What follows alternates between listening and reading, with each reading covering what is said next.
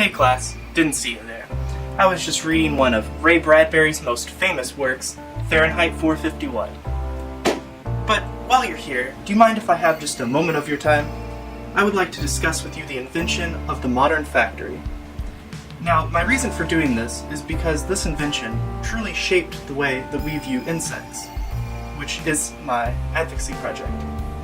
Now, the way that this happened is that the factory drew in people into these urban areas, which caused overpopulation and poor living conditions. And these poor living conditions drew in insects such as cockroaches. And this ordeal really shaped our view of cockroaches and other insects being dirty, disease-ridden creatures.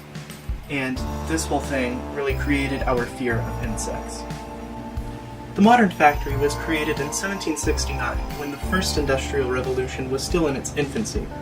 This invention would later go on to thrive throughout the first and second industrial revolution and into the modern era. This invention has truly captivated and changed the world. Yet, who was the mastermind behind its inception? The man behind this was Richard Arkwright. Arkwright designed and patented the spinning frame, which was a machine that could spin thread out of wool or cotton. In 1774, Arkwright would go on to implement the spinning frame into the first modern factory at Cromford, which was a village in England. By the end of his career, Arkwright would make a modern-day equivalent of just about 30 million pounds, or nearly $40 million. Before the creation of the spinning frame, hand weavers were the ones who actually produced thread and yarn. At the time of the creation of the factory, these weavers and other various skilled workers were well paid for their products.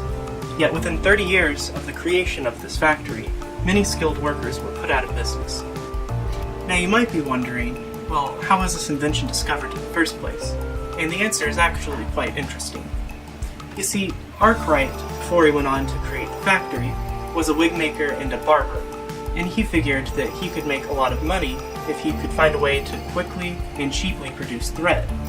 So he ended up teaming up with a clockmaker named John Kay, and by the 1760s they had a working machine that could spin 4 strands of thread at the same time. Later versions of the spinning frame could spin up to 96 threads at the same time. Now, the invention of the factory truly impacted every aspect of life during this time period. For example, there was a drastic shift from the domestic system to the factory system. Now, the domestic system is where people made their own products and sold them themselves, where the factory system is where unskilled workers go into a factory to produce the products, which are later sold somewhere else. Now, this impact is so strong that it can still be felt today, as there are still factories today and they're still very prevalent. Now, since the invention of the factory has been around for such a long time, it has been improved upon many times. An example would be during the early 1900s with the assembly line. The assembly line would ramp up production and make everything in a factory more efficient. Another example would be during the latter half of the 1900s, when worker safety would have a huge overhaul. An example of this was the implementation of a better ventilation system in factories. Now, while many aspects of the factory have changed, one most certainly hasn't, and that is that the rich and powerful are the only ones that are able to own and operate these factories.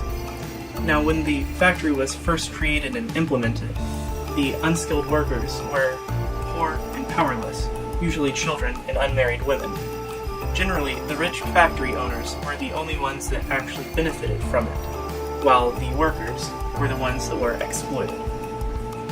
In the end, the factory has lasted hundreds of years, and will most likely last hundreds of more years into the future.